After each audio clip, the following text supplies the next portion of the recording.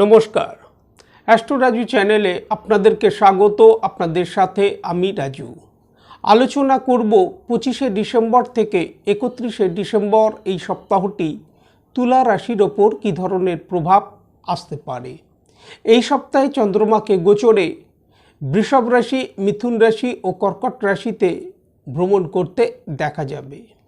সপ্তাহের শুরুতেই চন্দ্রমাকে গোচরে আপনাদের রাশির অষ্টম ভাবে অর্থাৎ বৃষভ রাশিতে অবস্থান করতে দেখা যাচ্ছে।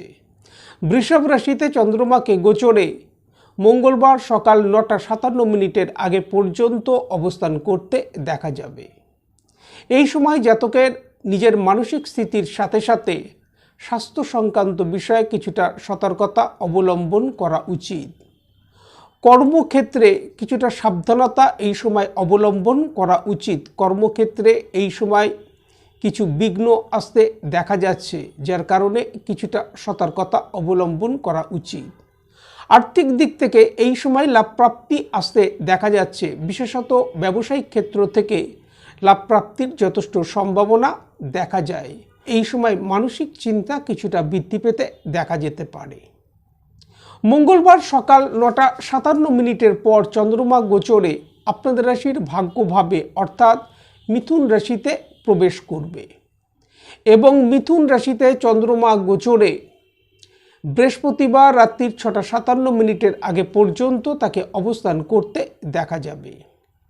সপ্তাহের শুরুতে যে সকল বিঘ্ন সমস্যা আসছিল তা থেকে অনেকটা রিলিফ এই সময় আসতে দেখা যাবে। আর্থিক দিক থেকে লাভপ্রাপ্তি এই সময় আসতে দেখা যাচ্ছে। ভাগ্যের পূর্ণ সহায়তা এই সময় আসতে দেখা যাচ্ছে। তবে খরচের পরিমাণ কিছুটা বৃদ্ধি পেতে পারে এই সময়। সাথে সাথে জাতকের মধ্যে একটা অলসতা এই সময় কাজ করতে দেখা যেতে পারে। এই সময় কারোর ওপর নির্ভর করে কোনো কাজ করা উচিত নয়। বৃহস্পতিবার রাত্রির 6:57 পর চন্দ্রমা গোচরে আপনাদের রাশির দশম ভাবে অর্থাৎ কর্কট রাশিতে প্রবেশ করবে।